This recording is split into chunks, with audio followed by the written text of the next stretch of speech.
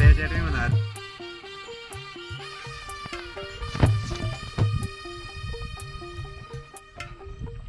తెల్లవారే వెలుగు రేఖలా పచ్చ పచ్చ పచ్చి మట్టి బొమ్మలా అల్లి బిల్లి వెన్న పాల నురగలా అచ్చ తెలుగు ఇంటి పూల కొమ్మలా దేవదేవుడే పంపగ ఇలా దేవతే మా ఇంట అడుగే పెట్టెనంట బ్రహ్మ కళ్ళలో కాంతులే మా అమ్మలా మా కోసం మళ్ళీ లాలి పాడేనంట.